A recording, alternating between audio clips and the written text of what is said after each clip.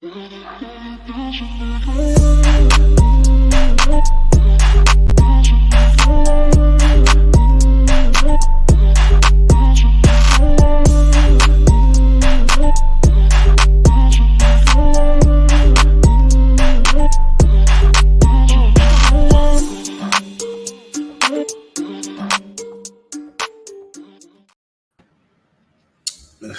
everybody. Welcome to another edition of Unpopular Review. I'm one of your hosts, the executive consultant, joined by my co-hosts each and every single week going forward. None other than Evil Dose. Evil Dose, what's going on with you? About time. It's like Shalimar, the second time around.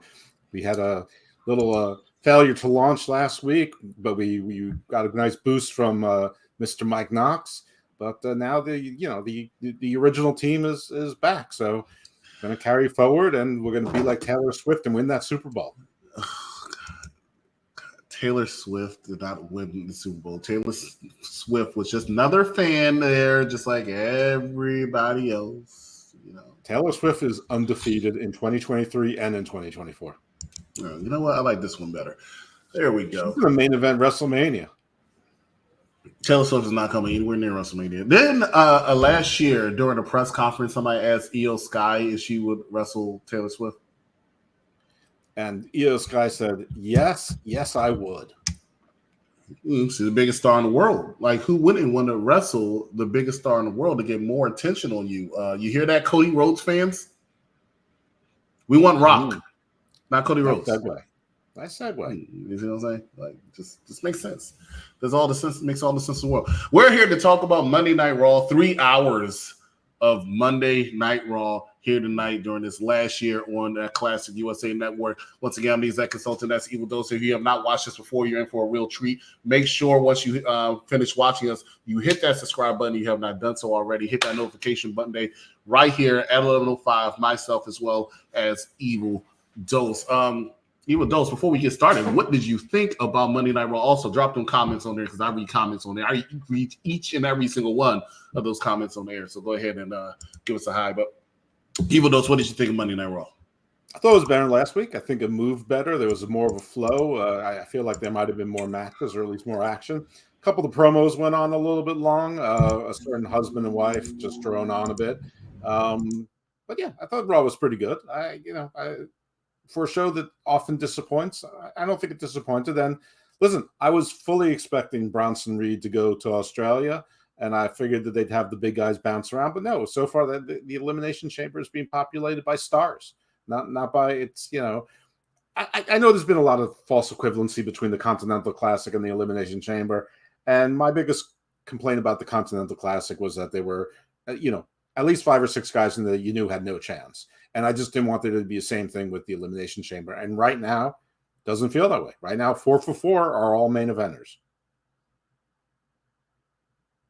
Which I think is one of the reasons why it does feel like the Continental Classic a little bit, because there are 4 main eventers, 4 people who you should have known was going to win. Honestly speaking, the people that won tonight, one of the people that won tonight, I was surprised won.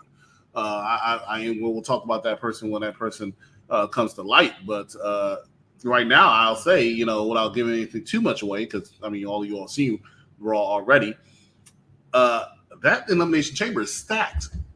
Yeah. With talent. Stacked with talent. Oh, my God. Let's talk about it right off the gate. First match we're going to talk about right off the gate for Monday Night Raw or a WWE show. This is actually really, really rare, I'll say. Match starting off Monday Night Raw. Yeah, no promo. Talking. They didn't even say anything, because sometimes they'll start with the match where they'll come out and say something for like 2 minutes or something before they get the match. No talking, just straight to the match. The New Day and main event Jey Uso versus Imperium and Intercontinental Champion Gunther with Ludwig Kaiser and Giovanni Vinci. This match was very fun, and every single time main event Jey Uso comes out, I have to tell you, Evil Dose, I am amazed at how popular this. What the hell are you doing?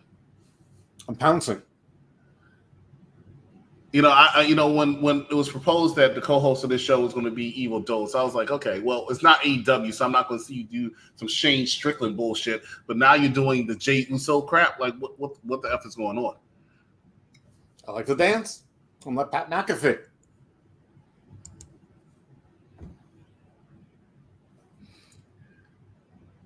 Do you know Pat McAfee is almost 20 years younger than me?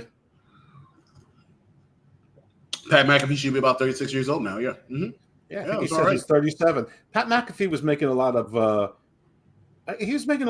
number 2 jokes, and I don't think he intended to do it, but like the timing of that is really bad, and it's, I mean, listen, I'm as sophomoric as they get, but not usually on primetime television. Even those, what did you think of the match? How was the match to you between Bayley and Jey Uso? And like, forget Pat McAfee for now. That was good. The match was good. I mean, the New Day reminded us that they really work really well. Hey, Charmaine, that they really work well as a tag team. The Usos always had chemistry with the New Day. Imperium, if you didn't follow NXT, you wouldn't have known that they were a fantastic tag team. And they reminded us again.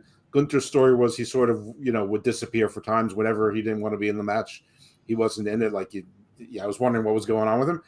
My only complaint with it is to build the story of Jey Uso challenging for Gunther. It really should have been Jey Uso pinning Gunther. Now, I understand why they don't want Gunther to be pinned. I just think they could have come up with some creative way to do it. But, I mean, that's sort of a little gripe, and it's a minor one. Listen, whenever they don't start with Seth Rollins or Cody Rhodes with a 6-minute introduction, recaps of whatever happened the week before, and then a 9-minute promo, how can I complain? I can't say I disagree with you. I actually agree with you 100% on this one. I was a little concerned about the fact that Jey Uso did not pin Gunther. I thought it should have been him. Shout out to Mike Cole. He actually made a reference over the fact that Jey Uso has a thing where he knows how to pin a long-reigning champion in a tag team match. I don't think it would have hurt Gunther at all for him to I don't think it would have hurt Gunther at all for him to take this L to Jey Uso, make it look like he has a chance of beating Gunther next week. I would have went with that 100%. We know he's not going to win. I also think that the placement of this match that they're going to have is not going to be at the right spot. I don't think it should be on Monday Night Raw. I think they should have moved that to Elimination Chamber. Last I checked, I think Elimination Chamber only has, 4 matches? They could use another match. I think this match would have been really good. I think it would have been good for the Perth, Australian crowd in that stadium to be there and have a Jey Uso moment. Don't do it, but be there and have that Jey Uso moment with the thing. I'm interested here, since you want to talk about Pat McAfee, who the commentary team is going to be. It's supposed to be Cole and Corey Graves, but it's Pat going to be a part of it. I can't see if Pat saying that he wants to be in it. They'll say no.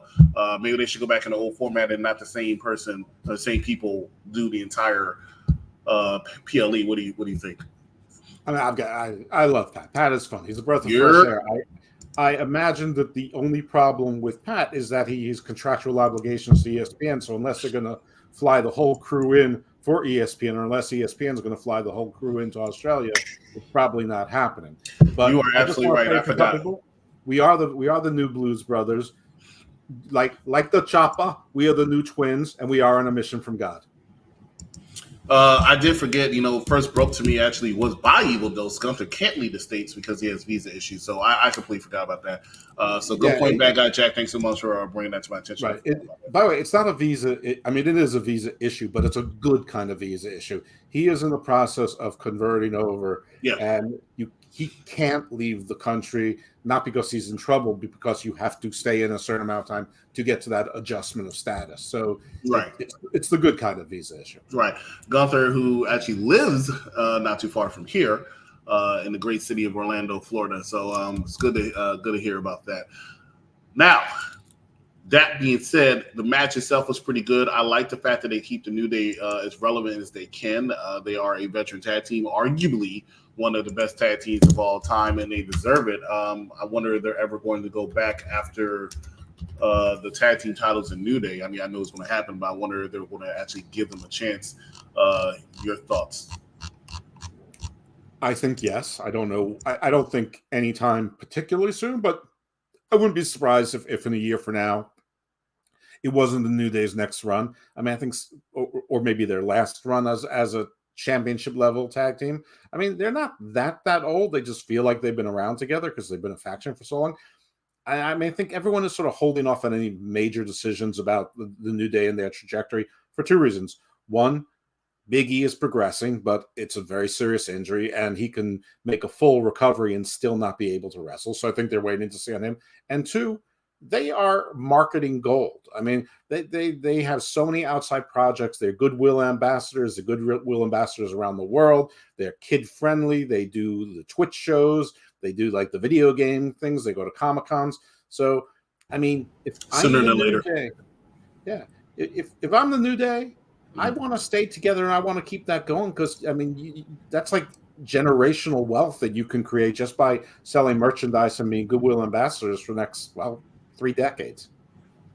I think Jimmy isn't going to like how Jay is aligning with New Day and will start the feud for the Mania match. Jimmy, who was not there on SmackDown this past week, just to have people somewhat forget about him because he's going to be forgettable because of this Rock and Roman thing. I will actually not have Jimmy Uso on this week's SmackDown, so it'll be much more a surprise with him kicking Jay and making him lose the Intercontinental Championship. So Z, very good observation on that one. Yeah, I agree with you. But New Day rocks. I say it all the time. When you go to a wrestling event nowadays in that arena, you're bound to hear woo. Right? It's always coming out. Woo. One of the other chants or sounds that you always like to hear, like, yeah, was really popular. I don't know if we still hear. I don't think I heard it at SummerSlam too much, but I know like almost a year ago, yeah, it was rampant all over the place. But one thing I would definitely say is you always will hear the New Day rocks, and I've been hearing that for years, that people love the New Day. So shout out to New Day. Let's talk about this Elimination Chamber qualifying matchup. So far from SmackDown, we had Randy Orton qualifying along with Drew McIntyre. This time it's going to be either Bobby Lashley or Big Bronson Reed. Let me tell you what I like about Big Bronson Reed. I like his intro, right?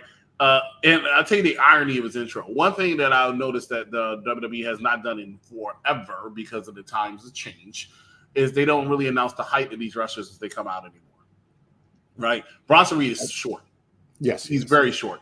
But his little graphic that they do at the beginning of his intro, right, of attacking these tall ass buildings. It's just amazing to me, the irony of it. But it works for him. Maybe it's like Lego or Lincoln Log City. We don't know. I can see it being Lego. Those things hurt, so I hope he's watching his feet when he's walking. But I do like his intro. Everybody knows I'm not the biggest Big Bronson Reed fan, but I do like the way they utilize him. I do like his packaging, and I think he works better in matches with big men. I think his his battle with Ivar was always very entertaining me. I think I forgot about it. Before Bobby got drafted to SmackDown, he had a feud with Bobby Lashley, and I thought that was actually entertaining. And tonight's match was entertaining. Bobby Lashley, who is, and ladies and gentlemen, we're going to have a top 5 soon, the top 5 wrestlers who should finish the story before Cody Rhodes, in my opinion. I think Bobby Lashley has a story with Roman Reigns that's a little bit better than Cody Rhodes to me. What are you doing? Is your heart beating? Well, yeah, I'm doing hearts. I love Bobby Lashley. I mean, Bobby Lashley, when Kenny Omega had his championship run and Roman Reigns has his championship run, and everyone was talking about those two, Bobby Lashley was having the most dominant championship run during that time, and all of them were using sort of interference. Bobby Lashley and MVP were using the least amount of interference. Bobby Lashley was winning the most matches clean, and nobody was talking about. Kenny had a goon squad of like 9 people helping him. Roman, we all know the Roman story, and it's fine, but nobody talked about Bobby Lashley, and he deserves it. And listen, Bronson Reed's from Australia, so everybody was expecting him to go there. He's a big guy that's pretty agile, so that could be fun in the Elimination Chamber. So everyone was expecting it, including me. Plus you've got the whole thing with the Last Testament, another biblical faction name. The Final Testament. The Final Testament, right? Or whatever, right?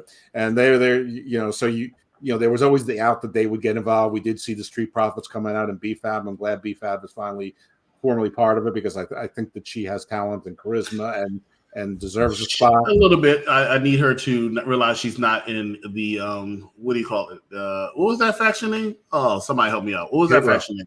Yeah, she's not a Hit Row anymore, so she needs to take a different approach. But yeah, I agree with you. Right, but the faction, they don't really know what they are yet either. I mean, they sometimes they're like superstars and ballers. Today they were doing all the fists up like the Nation of Domination or Shane Taylor Promotions, so they haven't quite figured out, and that faction really hasn't gelled. But I think I'm putting a lot on this young woman that I don't really know that much about, but I given when I've heard her speak, she has a personality and creativity. I actually am hoping that she can figure out what the group is all about and sort of take the head of it. Anyway, I was very pleasantly surprised when Superman or Black Superman won this championship, this match, and is going to the Elimination Chamber. So pleased, so surprised, unexpected, and I'm thrilled because he should beat Bronson Reed. And I don't know what Bronson Reed's future is. I don't really care. He's fine, but I don't really see him as a superstar. I see him sort of as a good enhancement talent. Every now and then he'll hit lightning in a bottle with a tag team and maybe have a U.S. title run, or they can send him to NXT or whatever. But back to NXT, where he's a former NXT North American champion, and I thought his championship run was horrible. I just never been a fan.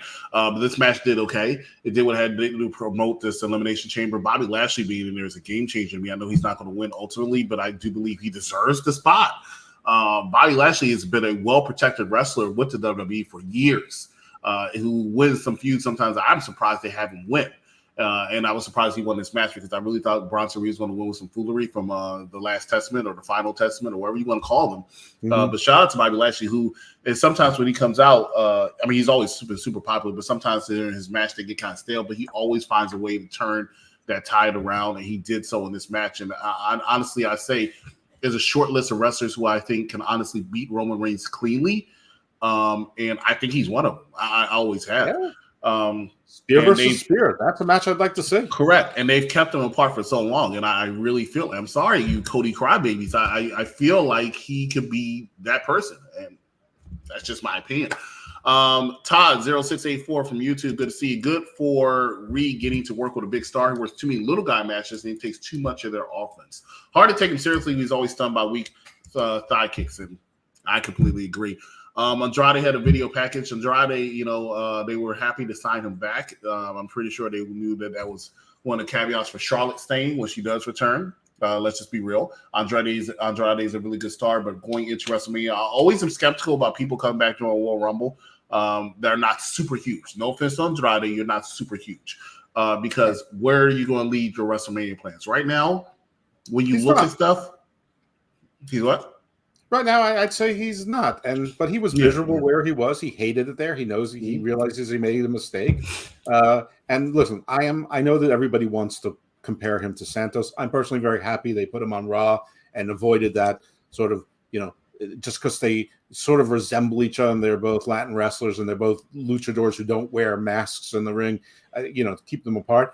But I figure in what will happen is he'll probably be in the Andre Battle Royal.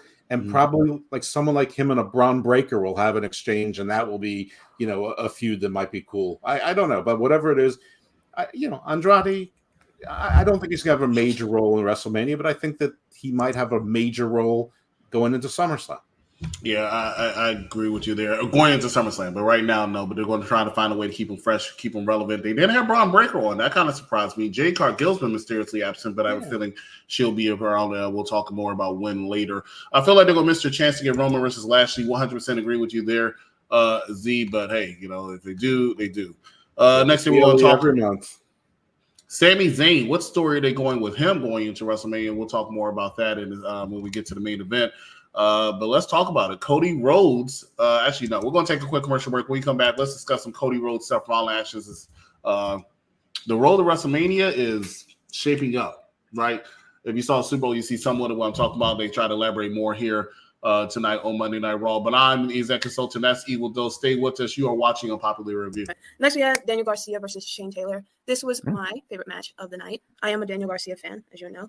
Daddy Magic was on commentary. Did you do the dance? I hear him. He did. Did it many times. But nobody was trying to hear him. By the way, that last match ended in a submission. This match also ended in a submission, and it continued the win streak for Daniel Garcia. He did work the leg the whole match because he was facing Shane Taylor, who's a bigger guy than him. He also has like a boxing background. He spent the whole match trying to avoid that knockout punch that he did eventually get hit with. But I thought it was smart to have him work the leg the whole match. He's fighting the bigger guy. He's trying to bring him down to his size. And then he did eventually win with a leg lock, right? And so I thought it made sense. And this is probably my favorite match as well. Honestly, I really enjoyed it. Once Daniel hit that dragon screw, it was over. It was like a shark. He saw blood in the water. It was like, I'm going to tear this leg apart. And tear he did. But my goodness, Shane Taylor, the hits he was giving out, that one chop in the corner. Listen. Stop. What I want to see now Clutching my pearls. No, seriously, my chest was on fire watching it. But yeah, no, that was great. I love Daniel. I'm such a big Daniel Garcia fan. Like I will always say, I feel like I have this like mental connection with him because the first match I ever watched from AEW, he was in it with Wheeler Yuta. This is why I will never take any negativity when it comes to him. Everyone hates Wheeler. I don't hate him. But They be hating him. They do. But yeah, no, I love Daniel. I'm just happy to see how he's been going, and I'm pulling for him on Wednesday. I really am. So yeah. What say you, Pooh? Weirdo. Poob has something to say. Let me tell you something. I'm not a fan of Wheeler Yuta. Sorry, Cap. Don't like Wheeler Yuta. I think he's boring. I think he's terrible. I don't even think the BCC likes Wheeler Yuta. It just doesn't work for me. Okay. But that match, I went watch it back after I did that commercial, and I will say that I agree with you wholeheartedly. And I know you're a fan of Shane Taylor Evil Ghost, so hopefully this leads to something, him doing something with AEW permanently. But hey, at the same time, let me tell you something. As a WWE fan, he was signed today. Shane Taylor is officially All Elite as of today. Oh, okay. Well, congratulations to him. Breaking news. I did not know that. But as a fan of WWE, I'll tell you, a lot of these stars that go over to AEW don't seem to be very happy. Right? Don't seem to be happy. Let's see. Todd says, I really noticed the difference in shooting some of the interviews tonight. Must be trying some things Dunn didn't want to do in the past. There's a few things they do differently. I mentioned this to, I think, Bad Guy Jack or Mike Knox a couple weeks ago. One thing I noticed they do and now is they're showing you when the wrestlers arrive at the specific time they should arrive. I'm not a fan of that. I think it's stupid. You're wasting my damn time. I don't need to see when they arrived or what time they arrived. That doesn't make sense to me. But I do like the graphics that they use. I think the graphics that they use sometimes when they go to a commercial break, I think that's really, really good. So I do like that. Maybe I'm just being picky. Bad Guy Jack says, I was there. You were where? Oh. Yeah, you had something to say before you got cut off. I don't know. Ladies and gentlemen, you're watching Unpopular Review, the Raw Review Show. I'm your exec consultant. That is Evil Ghost. Please make sure that you like, love, and share this to all your wrestling fans as well as your timelines. Have your people subscribe to us here at Unpopular Review Wrestling for Raw, SmackDown, NXT, AEW Dynamite, AEW Collision. And make sure you listen to this gentleman right here for the Hammerlock Hangover. We'll talk more about that. But let's talk about what you want to talk about, and that is Cody Rhodes, Seth Rollins. Cody Rhodes coming out there thanking all these Cody crybabies for the We Want Cody movement that helped change the main event for WrestleMania to what it should have been since he won the Royal Rumble, but should not have been because nobody wants to see it. And that is Cody Rhodes challenging for the WWE Undisputed Universal WWE Championship at WrestleMania. Even those your thoughts before Seth Rollins came out and said, hey, good for you for picking the thing I didn't want you to pick for weeks.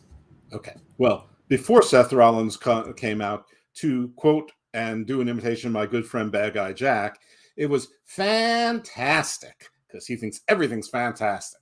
But I actually thought that the Cody's segment was good. But this was Dickensian in that it was the best of times, it was the worst of times, and it was long. But Cody's part was good. You know, I think he's doing really leading into this corporate, overly professional, stoic but serious Cody. He made reference to The Rock's visitation on the Pat McAfee show, and they talked colorfully about chicken McNuggets, and that was. I think that they lingered on that about a second too late because you could see The Rock break character and show that he was having a good time with whoever the bunch of jabronis was on that bench. There were, I guess Pat's other guests. But then Seth Rollins came out and does what Seth Rollins does, which is ruin everything.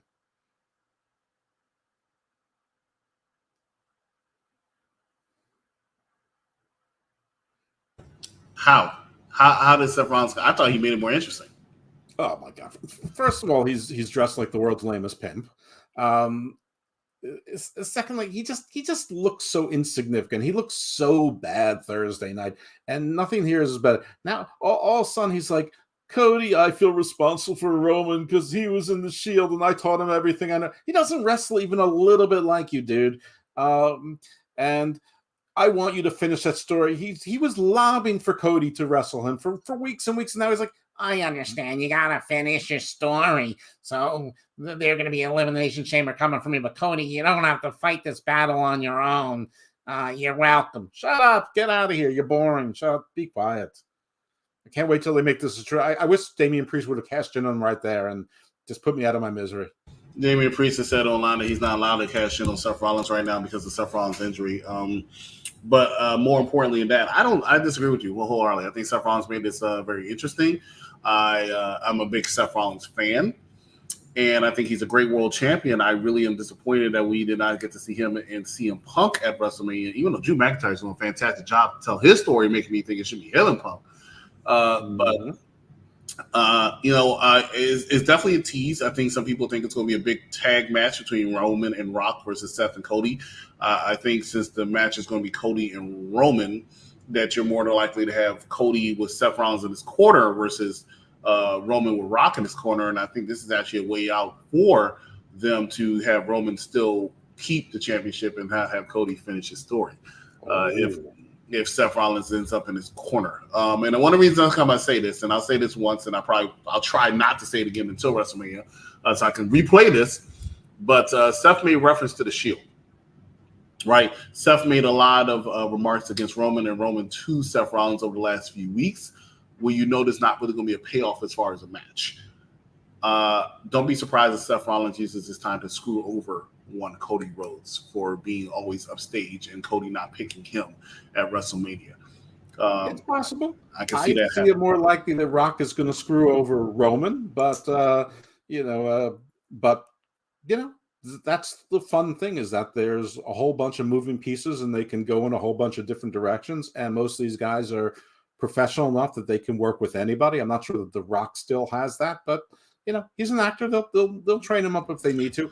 I am still I'm still Rock skeptical as to whether or not he'll actually wrestle, not in any capacity that's significant, but we'll see. We'll see what's going on. I mean, obviously you cannot rule it out. He looks like he's very committed to this. They've probably paid him a lot. He's very invested in Endeavor. He's on the board. He got his trademark back, so obviously he wants to sell millions and millions of Rock merchandise for years to come.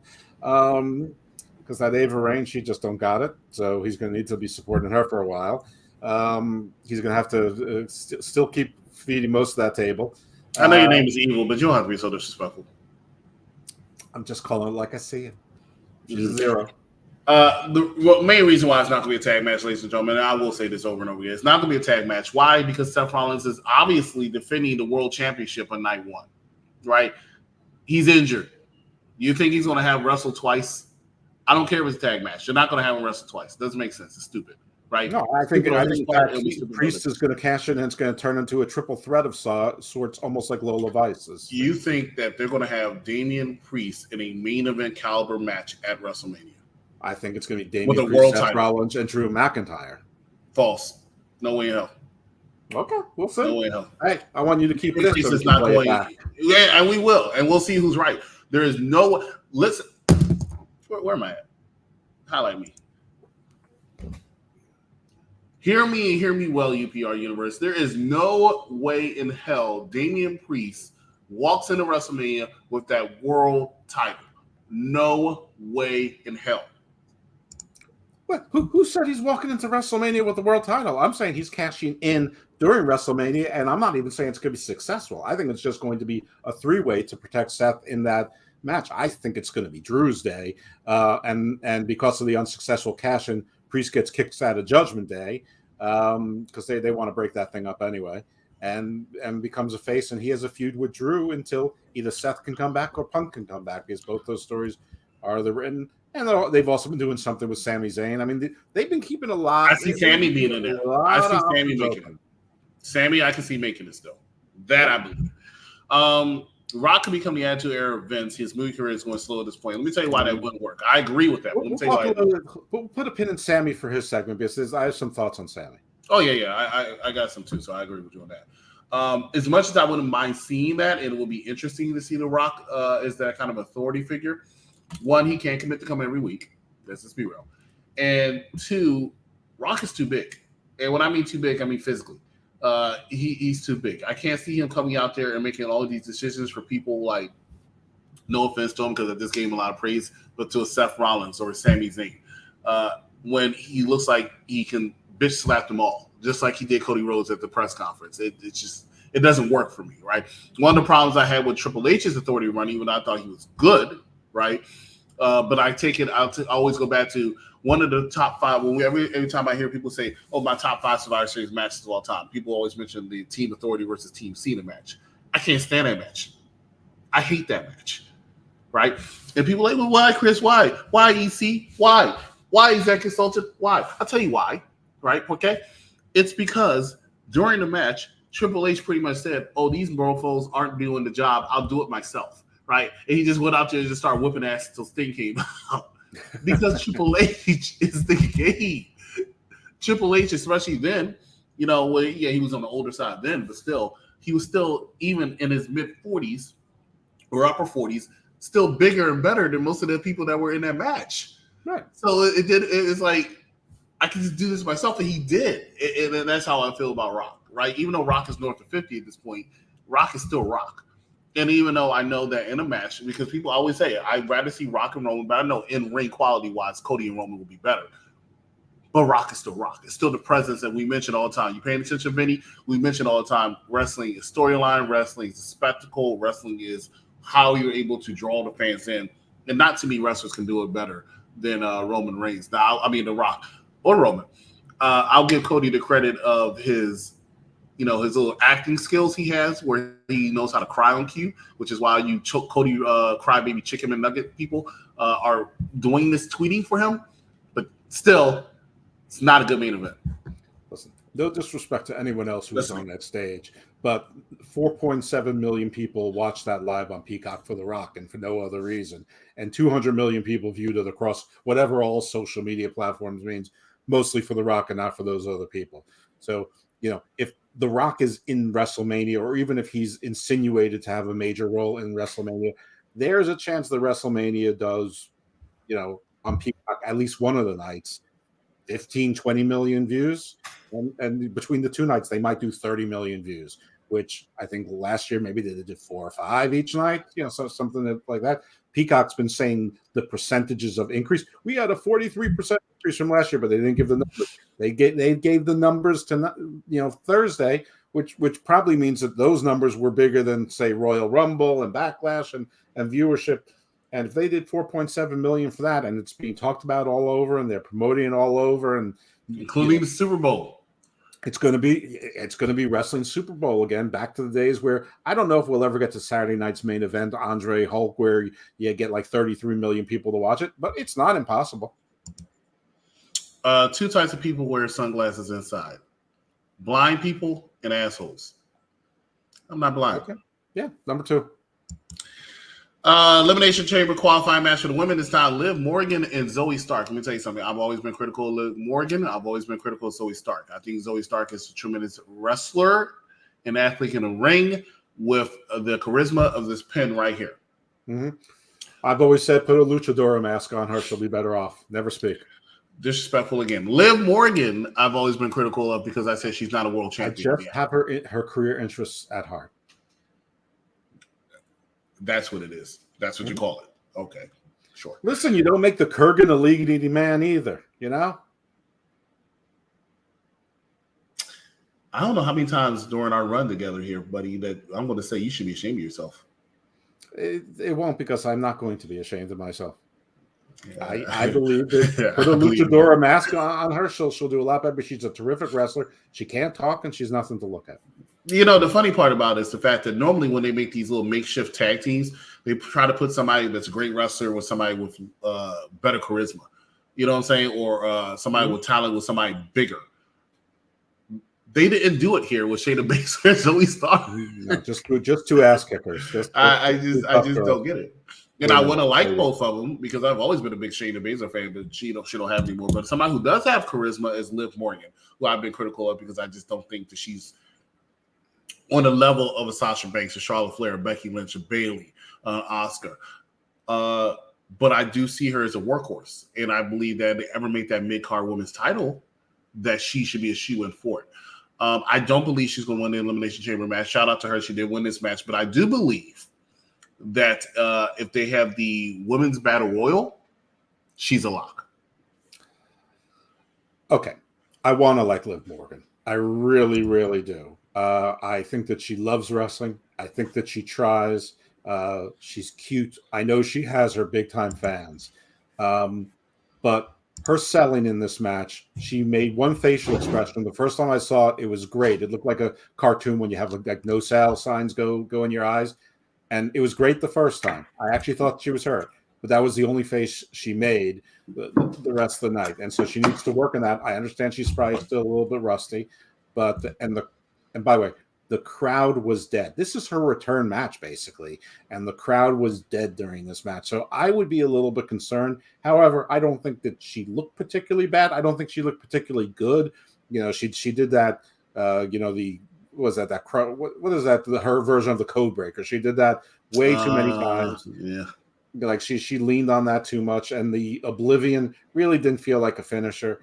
But I mean, at that point the match really needed to end. Anyway, listen, it's good to see her back, and I think there's very few people who can be put in the same sentence as Sasha, Bianca, Rhea, Charlotte, Becky. But that's going to change. 2 years ago, it wasn't Rhea. 2 years ago, I'm not sure Bianca was in that sentence. But Liv Morgan, Asuka's in there, but Liv Morgan is right there. I mean, she's below Bailey, but she's right there, and she's got that dedicated fan base, sort of like Sasha and Alexa Bliss. They're people that just, there's like a significant number of people who just live and die by her, and I don't think that's any reason to book someone in a main event necessarily, but you give them periodic pushes. It's just smart business. Can't say I disagree with you. You want to live. No, I don't. Not with this one. I agree with you. I disagree with you, of course, over the luchador mask, but I agree with you with every point that you said about Liv Morgan. She should just take Andrade's mask because he's not using it. Oh my gosh! Ladies and gentlemen, Judgment Day is up next. We'll talk about R Trut and what he's going through when it comes to Judgment Day. And is this the end of R Trut with the Judgment Day? We're going to take a commercial break. Stay with us. Funny you do that, right? Stay with us. You're watching Unpopular Review. What do you mean OC? Orange Cassidy. Okay. Orange County, Vince. Orange County. I mean, do you honestly think he has good promos? He's not supposed to have like 5-star Bret Hart, Shawn Michaels promos. I'm not asking him to. I'm asking him to be a little lively, though. His whole character is based on being a freaking sloth. Like, it's a sloth. It's a slouch. Like, what do you mean? I mean, sound intelligent when you talk. It doesn't sound any. I understand what you're trying to say. His character's supposed to be a slouch and I don't give a shit. That's cool. But to me, if that's the character you're going to betray, that's the way I'm going to look at you as you don't give a fuck. They're giving this guy this championship, and like all these idiots out there in the crowd, and even probably you're probably an idiot too. You love the whole like hit and do all this stupid bullshit he does, and he brings a backpack to the ring with the stupid belt in it, and he probably has a couple cheeseburgers and a milkshake that he's not taking out. I don't know what the guy has in the book bag, but to me, it's just not appealing to me. Like it's sloppy. It's sloppy work. Let me tell you why I liked his work tonight. He acknowledged the fact that sometimes it doesn't make a lot of sense. I guess that's what we're going to do because it whatever. Yeah. Chill. It sucks so bad you can't even talk about it. That's how bad it is. You know what? So let me ask you this. You just explained his character and then said how it didn't. Orange Cassidy is great in the ring. You always have a problem. You always tell me that Roman Reigns. Roman Reigns says Roman Reigns is not good in the ring. He can't wrestle. Orange Cassidy is literally the complete opposite of that because Orange Cassidy, in my opinion, is one of the best wrestlers in the world. I would debate that. Debate it all you want. You're wrong. Ladies and gentlemen, you're watching Unpopular Review, the Raw Review Show. I'm the exec consultant. That is Evil Dose. That was AEW Dynamite Show, which you can watch immediately after AEW Dynamite with Dan the Man, as well as the controversial Vinny and Laspada with their special guest this week, Bad Guy Jack. It's just a shame that Vinny hates AEW so much. Here I am supporting indie wrestling, Danhausen, the Savage Gentleman, Victor Benjamin. It's just sad. It's just really, really sad. Danhausen is not good. Orange Cassidy, however, is one of the best wrestlers in the world. Ugh. You have no taste. Well, you know what? Let me say something about Orange Cassidy. Mm-hmm. Orange Cassidy is someone that I don't like and I'm not going to like. But like Liv Morgan, I understand that he has a dedicated fan base and there's a place for him in wrestling. Unlike Trent and Chuck, total zeros. Trent Beretta and Chuck Taylor. Trent Beretta is somebody they want to work with. Trent Beretta, I see 18 talent. years he's been in this business. Listen, I don't get all the investment in Wheeler Yuta or Danny Garcia, but at least they're young. I mean, Trent Barretta has been in this business 2 decades. He's basically Sami Zayn. Enough already. Give up on the guy. Sami Zayn's very popular. His Sami mother's Zayn, more over than he is. Sami Zayn we'll talk about a little bit later. Let's talk about R Trut and JD Mcdonough. Before this, you see the Judgment Day minus Rhea Ripley again. Judgment Day is not long for this world. But you see the Judgment Day walking in the back. R Trut comes up, says, hey, we need to JD, he's not in this anymore. Damien says, look, Truth, I'm sick of you. Tonight, you're going to get your ass whooped, okay? You're not a Judgment Day. R Trut looked like for once he finally understood what was being said to him. He calls the Miz, and I'll take a moment to pause. I heard about Maurice's diagnostic when it comes to the cancer cells. One of the reasons I'm pretty sure Miz was not there this week. Right. So our prayers go out to her. Maurice has been one of my favorites forever. Not just because she's hot, but I always did like her character. All joking aside, I always thought she had a very good character work. So hope she works well. And her and Miz have always been great to me. They're a good couple. I mean, yeah, they have a reality show, but they seemed authentic, and they've been together for a while. And really, did anyone think that was going to last? But it has. I mean, they moved back and forth from state. They have a real estate investment business. They've had her mother live with them. I mean, they have a fashion line and everything. And truth be told, they are legit millionaires. Like, complete legit multi-millionaire. So they work very well together, even though she hit the nail around the head. I do give her credit for Miz's resurgence that he had back in 2016 when he won the Intercontinental Championship. I thought they were just a great couple. So hope that goes out well for them. But R Trut tries to call Miz on his stupid Apple iPhone where they should have did better camera work, or he should have did better work, in my opinion, because you can see that he wasn't actually on the phone. But it's still a very good segment with him and Adam Pearce before he goes out there. And they gave him respect. I mean, he did take the L to JD Mcdonough, but he started beating up the Judgment Day until Damian Priest came out. I felt like the segment fell a little bit flat with DIY. And let me tell you something, Evil Dose. I don't know if you heard. For the first time ever on the main roster, there was a splattering of DIY chants. There were. I could not believe it. Louisville, Kentucky, you surprised the hell out of me. But, of course, in a city where you have nothing really else to cheer for, I can see why, I guess, you thought that DIY was interesting. They have OVW. Nothing to cheer for. Listen, if you got 2 zeros, one way to get a reaction is to have someone rescue R Trut, because everyone loves R Trut. Even I think the Judgment Day does. But, yeah, this is a little bit flat. Finn Balor's starting to look a little bit silly. He's even wearing stupid shirts. But yeah, it is what it is. The story progresses, and Damian Priest, it looks like he's asserted himself as the leader again and the badass, the punishment, so to speak, of the group.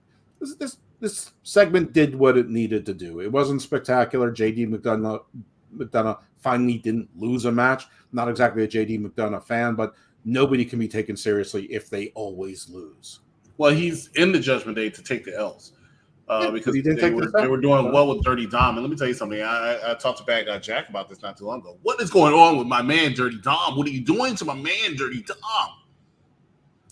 Told you. As soon as Mommy leaves his side, his heat is going to fizzle.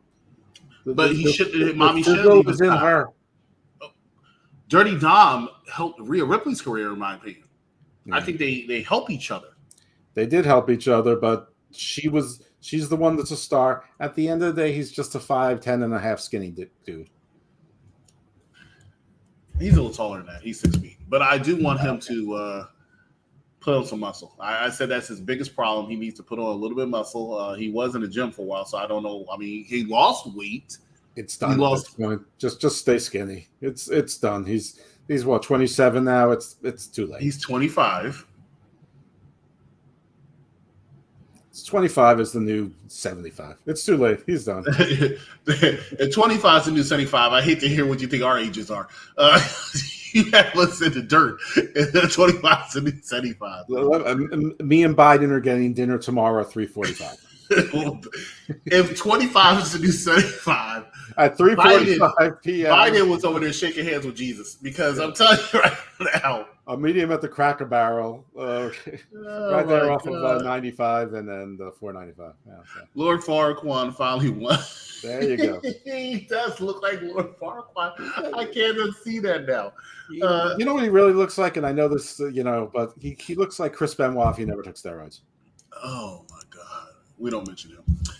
Well, I forgot what we're talking about. R Trut took the beat. You know what, Damian Priest? Today was the first day I can honestly say I've seen him as a leader. Every time they try to make it, they kind of force it to us. I never can see it because you're in a group with Finn Balor. It helps that they haven't had Rhea with them as much, I'll say. But you can see where it's going. But I mean, I still say if everybody not named JD Mcdonough, he gets the least reaction of the Judgment Day. Compared to Rhea, compared to Dirty Don, compared to Finn Balor, who's going to be over more because of recognition only, because he's Finn Balor. Damian Priest coming out without the Judgment Day, he gets the least amount of crowd reaction, which is why I said he's not going to WrestleMania as a world champion. Now, could he try to cash in? Possibly, but I still don't see Damian Priest being big enough. And they like him. They've always liked him. I mean, when he remember his first feud when he came to the main roster? Mm-hmm. It was with The Miz. Right, and he had Bad Bunny with him. They trust him. They like him. They always liked him on the main roster. And I remember, here's a fun fact. Here's a true story, right?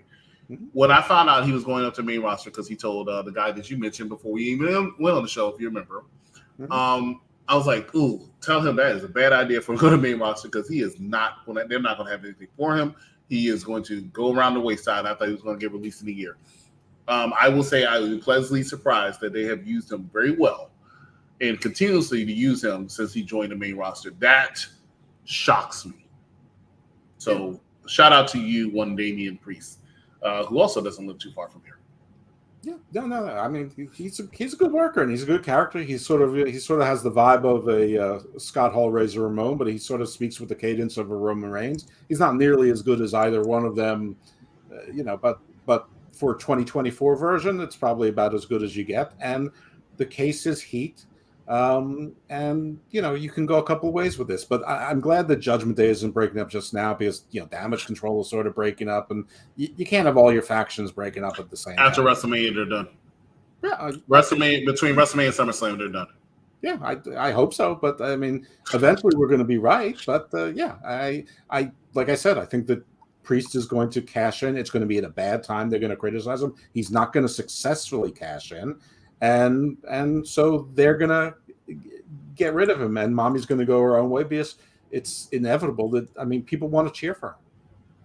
Well, they are cheering. They're not letting anybody tell them differently, right? As far as Mommy's concerned.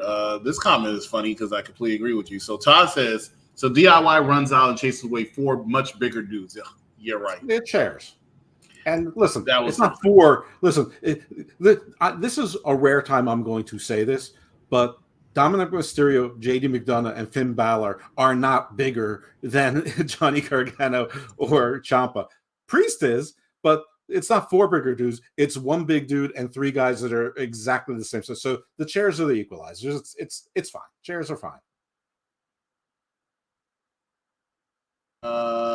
I do believe the chairs being there was to try to help to alleviate that because they knew, realistically speaking, that it wasn't going to work unless they did that. Judgment Day wasn't there for a fight. Judgment Day was there for an execution. All right. Let's go on to the next segment. Next segment is the wife of the person that you disrespected earlier, Becky Lynch, coming out to discuss her road to WrestleMania. Only be interrupted by Nia Jax doing a poor woes me thing where she was acting all, hey, I admire you. Everybody can see through the bullshit. Kentucky can see through the bullshit, but Nia Jax is a heel, and she's your biggest woman heel, in my opinion, in that company, and she plays her role so well. I wish you were there at the Royal Rumble with us. I really was cheering for her to win because I predicted her to win. It was so long. I still feel like she should have won. And she's got a title match at Elimination Chamber, and she's going to lose. Well, of course she's going to lose, but they're making us think that she's not an afterthought, which is what they had to do in this segment because they've been projecting the Becky Rhea thing, and they're doing a pretty good job of letting us know that, whoa, don't look past Nia Jax because she's not looking past it, and she goes toe to toe with Rhea and Becky, and I don't think this is going to end up being a triple threat, but I wouldn't mind it. I wouldn't mind it. The money match to me has been like that for almost a year now. Has been Becky and Rhea. That's a match I actually do want to see. Yeah, me too. And I'm interested in it. Should be at WrestleMania. That's why I picked Becky to win the Royal Rumble. Now they made the right choice with Bayley because all the stories were right there and it worked out fine.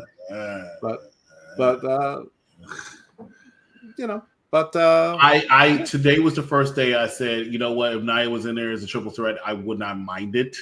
That's not the match I wanted, but it's not a match I would not hate because I think Nia deserves it. I think she's done a great job since she's returned. I think we talked about it, and she deserves it. I mean, the main event of Elimination Chamber is actually it's Rhea Ripley and Nia Jax. I think that's what's going to end your night. I think I was a shoe-in before the night before Raw started. Now I'm not sure that's going to be the end of your night. Now I think it might be the Elimination Chamber match itself when you have all those damn main eventers in there. But it should be Nia and Rhea. Nia Nia's going to take the L. But if they shoehorn Nia Jax in there, can't say I'm upset about it. It could work for me. Because besides that, we're going to put her in a battle royal, or is she going to face Jade Cargill, and then you have the Bianca Belair. So many elements and so many things to look at when it comes to WrestleMania that's not clear yet. And it's the amazing thing about it, Evil Dose, is we have 2 nights of WrestleMania. When it was one night, this was tough, and they had 12 matches most of the time. Now you have, Triple H. That's one thing. Triple H likes going with lower match card, which I disagree with. Not for WrestleMania. I think he's still going to have 7 matches on the regular show and probably 1 or 2 matches in the pre-show. I guess Stand and Deliver sort of changes that for Saturday. Well, they don't have pre-show matches anymore, kickoff show matches anymore, especially at WrestleMania. They do every now and then, and I'm not. They haven't had it in the last 3 or 4 years. I distinctly remember one show where there was, but it may have been an NXT show. In any event, all I'm saying is that they're doing things differently, and I wouldn't say that the template of how things have been the last 5 years is necessarily going to be the same. I wouldn't bet against it either. I mean, listen, I'm not dying for pre-show matches. I mean, they're not usually that interesting. But I don't think that WrestleMania as this big event is going to have less than 7 or 8 matches per night. And they should. I believe in the more matches simply because of the fact that, there are things I like about the Vince McMahon era over the Triple H era. There are certain things I think Triple H does a lot better. I do like the fact that the wrestlers are able to stop and sign autographs for the kids. I do like that. I do like the fact they get to use certain words and phrases that they didn't get to use before. People look like they're a lot calmer. People look like they have a lot more fun. So I do like that about Triple H era. Absolutely. I do miss paying for Survivor Series and going to Survivor Series and seeing more than 4 or 5 matches, though, or Royal Rumble and seeing more than 4 or 5 matches. I missed that out of the Vince era because you're not missing certain wrestlers that you might have wanted to see that you did not get a chance to see. The same thing goes with Raw and SmackDown each week. Yeah, they had certain backstage vignettes and stuff like that, but maybe people wanted to see Jey Uso and more than just a backstage segment. Maybe people wanted to see Drew McIntyre more than the backstage thing, not just in the backstage saying, hey, next week I'm going to wrestle this person. I paid to see you this week. And that's where I think Vince fared better. But you can never make everybody happy. You can't always be perfect. Yeah. There's certain you can't mix and match. Triple H he's a wrestling fan. He's an indie mark to an extent, but he also learned under the tree of Vince McMahon. So it's a little combination of both. But he, the last 2 weeks of Raw have not been they have not been the same formula as each other, which means that, I don't know if he's working out a different formula. I don't know if he's trying to get less formulaic because we don't know, Netflix and commercials, how that's going to work Correct. Or if you need more content. So whatever it is, variety is good. I like variety. I like the fact, and you did too, that we started the night with the match. I like when they, start, how they used to do a Saturday night main event, like Collision used to do with you start with the cold promos. You start with a backstage fight, and then every now and then, if you do start with a promo, I don't mind as long. But it was the same thing every week for years. Mm-hmm.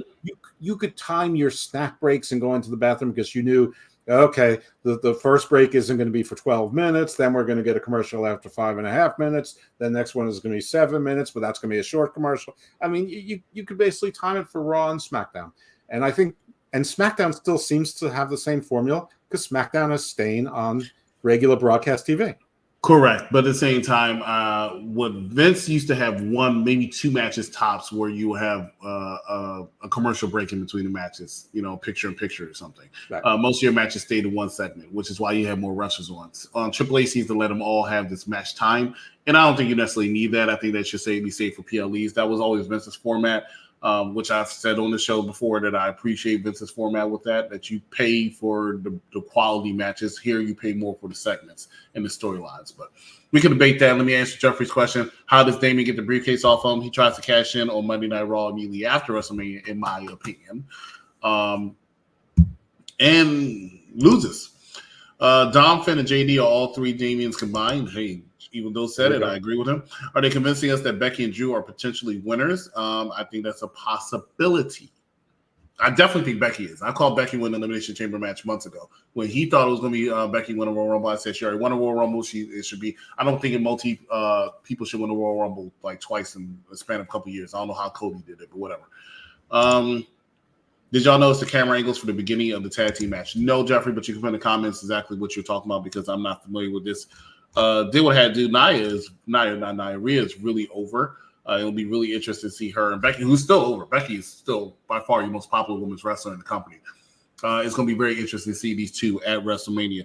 The next match was the low spot of the night for me, and that is the second Elimination Chamber qualifying match between one L.A. Knight, as well as Ivar, who I think is one of the best big men in the business right now.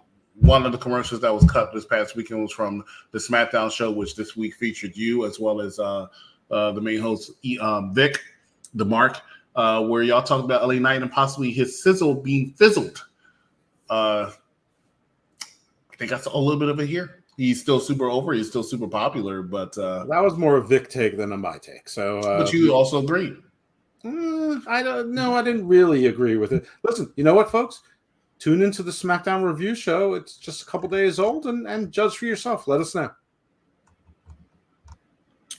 LA Knight picks up the victory, which leads the setting for Elimination Chamber with LA Knight, Drew McIntyre, Bobby Lashley, as well as I'm thinking in the fourth, Randy Orton, the Viper Randy Orton. So far, we have four megastars in there right now. I want to do a couple shout outs on this on commentary. Because first of all, Cole keeps talking about the goddamn antlers of Valhalla. And Pat McAfee goes, Cole, I don't think she cares nearly as much about it as you do. And she wasn't winning with them anyway. So what is it with you and the damn horns? And then he said her dreads are getting so hard that they're practically antlers themselves. And then he asked the Vikings speak English, which we've heard Eric and Ivar. They're obviously from, they're probably from Louisville, for God's sake. For Odin's sake. In any event, listen, I'm so relieved, whatever I said about Bronson Reed not winning, at least he's from Australia. Ivar doesn't belong in the Elimination Chamber, but I could, like Vince, I think would love to have these 330 guys flying around in that. I'm so happy with this All-Star Elimination Chamber so far. I am too. The Miz is going up against Logan Paul. Kevin Owens is going up against who? That's a really good question. Can't remember, but I do believe that Kevin Owens. Dominic, it's a your man, Dirty Dom. Slim Shady. Dirty Dominic, Mysterio, and Logan Paul are going to be your last two members of that Elimination Chamber match. Outlaw. 6 huge stars are going to be in that match. Who is your early favorite before we get to the prediction show next week? Well, I mean, listen, with Maurice's situation and Logan Paul being a megastar, I can't see you putting the Miz in there instead of Logan Paul. You don't need a ring general with all of those guys in there. They're all. You can have Logan Paul actually face somebody for the United States Championship. Yeah, but since he's in the tournament, I'm sort of figuring that they're not. I would have preferred. I wouldn't have put him in the tournament. I would have continued some sort of feud for the United States Championship. But I think at this point they want him in the Elimination Chamber. As far as Dom versus Kevin Owens, I don't see how they resist putting Dominic in there being, a mealy-mouthed chicken shit heel. And I could see maybe Kevin Owens costing Logan Paul the match to get the Miz in there if Maurice's health allows it, or if they don't sub him out. Because I think Kevin Owens should have won that U.S. title last time, and maybe he wins it this time. Yeah, I can definitely see Kevin Owens beating Logan Paul for that United States Championship. Logan Paul, who I'm a big fan of, I think he's such a great talent and a great heel. I do believe he's going in that Elimination Chamber match. I wouldn't be upset if he takes the L, one, because, Miz is still my favorite wrestler. I would like to see him in that match, but realistically speaking, Miz is not winning it, so it doesn't really matter if he doesn't go in there. Dirty Dom is also one of my favorite wrestlers right now, and I would like to see him beat Kevin Owens, do some shenanigans. Hopefully that does happen. It could very well be Dirty Dom and Miz entering the Elimination Chamber. I can see them extending this thing with Logan Paul's entourage on Kevin Owens and it being resolved in like a Hell in a Cell match at WrestleMania. Yeah, let's see what happens, and it's going to be interesting. It's going to be interesting to say the least. But I think Drew McIntyre is the early favorite to win. Though they put a little wrinkle in it because he seems to be poking somebody who he already killed, and he's trying to remind him that I killed you like 7 times. So you talking about Cody? Seth Rollins? Not Seth Rollins. No, I'm talking about Sami Zayn. Who? Oh yeah, see that's another thing, right? But that's why I said. Well, we're going to talk about Sami Zayn actually in a minute. We're going to play our last commercial break. When we come back, let's talk a little bit of main event before we wrap up. Stay with us, ladies and gentlemen. You are watching Unpopular Review. I thought the shot of him sitting with the arena dark and the light is just on him. I thought that was just a good touch to this segment. Mello showing why he is in the crowd. The crowd was sitting there saying, "You ain't him," which is not true. I get it. Y'all doing that because y'all want to be fancy. I want to be fancy down there. Wrestling Doll, what did you think about this segment? That Mello sounded like a petty high school girl, or because you got somebody that I wanted, that I called dibs on, even though you didn't know about it whatsoever. Like, boy, grow up. So he was doing better than you in the sense of getting popularity and getting a title shot. Everybody's gonna get a damn title shot. You weren't the only one that's gonna get a damn title shot. And yeah, he would have gone after the North American Championship. He did, and he won it for 3 days, and then they gave it back to Dominic. So let him have a chance to go after something else, because you ain't helping him to go after those tag belts. The Cruiserweight belt doesn't exist anymore since they unified it with the North American Championship. So what else is he going to have left? Let him go after whatever he wants. If you don't like it, then too bad. Go complain to HBK. Tell HBK to give you a match with him to become the #1 contender for the belt to fight Dragunov again to either one of y'all. Yeah. That's the best I got. But yeah, I thought this segment was great. What I don't think is great is I was on Twitter and they showed that there's some kind of broccoli and cheese Pop-Tart. Gross. Fantastic. Ladies and gentlemen, that's the award-winning NXT Unpopular Review show, which is immediately after NXT with Bad Guy Jack and Wrestling Doll. You can join them every single Tuesday immediately after NXT. But right now, they are the current winners of the Unpopular Review Show of the Year, which is going to be a short reign because this year it's going to be you and me, buddy, for the Raw Review Show. For one, we don't speak at double speed. And, well, I do sometimes. But we don't mention Pop-Tarts that are nasty flavors in the show. So keep that in mind. We don't. Zach Consulting here with Evil Dose. Please make sure you hit that like, love, and share, and subscribe, and support us. So we can be here each and every single week immediately after Monday Night Raw. And I can't wait to find out, one, what we doing when Raw is no longer on USA, and before they go to Netflix, and then 2, when they do go to Netflix, it's going to be looking forward to it. Let's talk about it. Main event. It is Sami, Zayn, and Shinsuke Nakamura, who this is the second week in a row in the main event match. And I was like, wow, they're going to have Nakamura lose again? No, due to a little bit of distraction from one Drew McIntyre. Sami Zayn takes yet another L to Shinsuke Nakamura. And then they attack Sami Zayn immediately after, before Cody Rhodes comes and makes the save to set up his match next week with one Drew McIntyre. Your thoughts on this main event match and where they're going with Sami Zayn and Drew McIntyre? Well, that's the thing. I didn't think they were going with Sami Zayn and Drew McIntyre. I thought Sami was going to try to work his way to Gunther. He's going to get a title. There's, the U.S. title's on the other brand. Tag team title, his partner is on the other brand. The world title, he's not in that picture. There's one title left, and it's the champion of champions, the workman's champion. He's the real workman. He's the real underdog. So that's where I thought they were going with it, but They may still, but it doesn't look like it right now. I mean, he keeps talking about a title, but Drew's in there, and I guess I was talking about Priest and Akasha making a triple threat. I guess Sami could also make a triple threat, but Sami keeps losing matches. He's lost 3 to Drew, now he's lost 1 to Nakamura. So, I mean, I know there's plenty of time between now and then, but I don't think they're having a last chance battle royal. But then again, if one of the chamber matches has a screwy finish, a double DQ or something like that, then maybe they do. Who knows? Again, I'm going to throw all my assumptions out the window, but I don't know. I sort of felt like Drew versus Sami was over and they can revisit it another time, but it seems like they're reminding us here, but Drew's also reminding us that he's not thrilled with Cody, that he's not thrilled with Punk, so maybe they are just keeping things so many different variables. Yeah, they're keeping them warm on the stove for the future, but I don't know. It's interesting. I mean, the Sami is like, I'm broken down. I'm always hiding in the rafters. I'm talking to Jackie Redmond up there. You can't get me down low. I don't know. I'm not sure. I don't know. What do you think? I can tell you right now, Jeffrey thinks Sami's turning heel. I don't see Sami turning heel. I don't know what I think. And this is what's so good about this road to WrestleMania, possibly one of the best overall roads to WrestleMania I've seen in quite some time. I don't think they can turn him heel. I think it's going to be. I mean, you can. I think more likely you're going to try and do the "we" movement, as in O-U-I, we, like French for yes. Oh. So you think Sami is Sami versus Gunther at WrestleMania?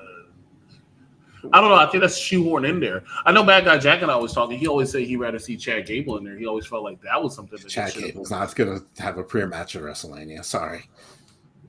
Chad Gable's busy coaching Tozawa and Maxine Dupree. That's not his. That's not. He wasn't even on the show tonight.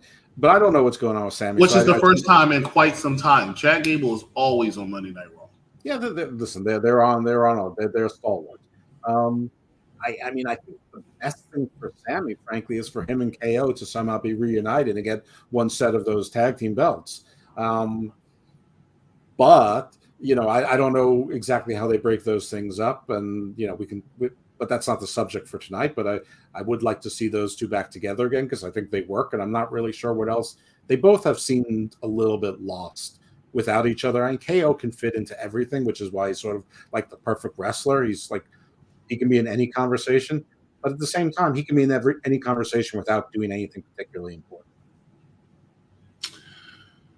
I will say this: I thought that main event was kind of weak to be a main event of a 3-hour show, but it was still, entertaining match because these two are really good wrestlers. But at the same time, no. But I am interested, like I said, to see what's going on the road to WrestleMania. I think the world title picture, especially, is up in the air. It can go any which way.